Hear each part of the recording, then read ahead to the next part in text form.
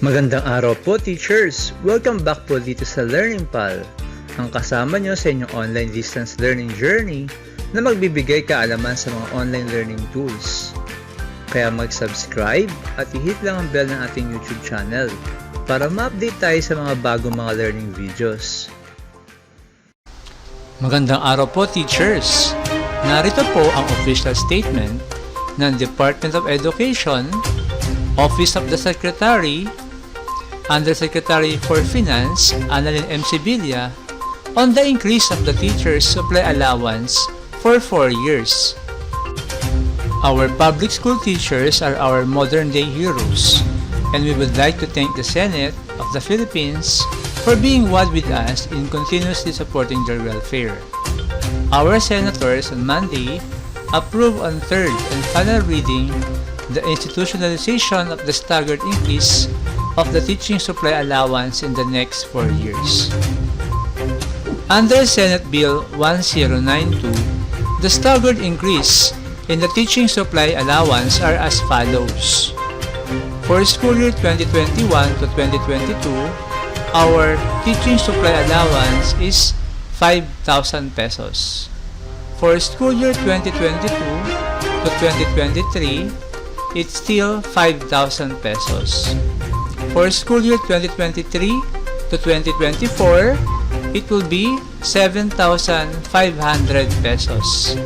And for school year 2024 to 2025, our teaching supply allowance will be at 10,000 pesos. We believe that this bill, if enacted to law, is a timely financial boost to our brave and resourceful teachers who are courageously accepted the challenge of delivering education in these difficult times. We welcome this development, and the Senate's suggested staggered approach will help us balance this with our fiscal programming considerations.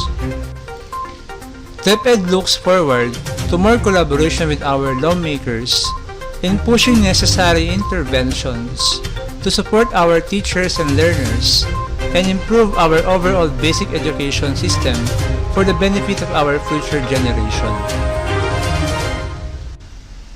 Ano pong masasabi nyo rito mga kapwa-guro? Staggered? 10,000 pesos in 2024.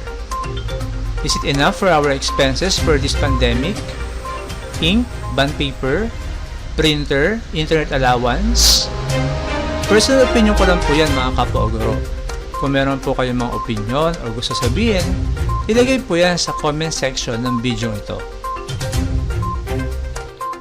Kung nagustuhan niyo po itong video, please like and share. And comment kung may mga questions po tayo. Muli, maraming salamat po.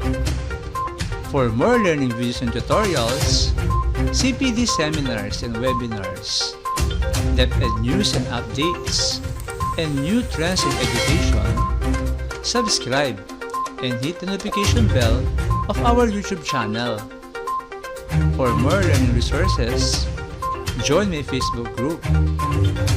Stay safe po and God bless. Happy learning, pals!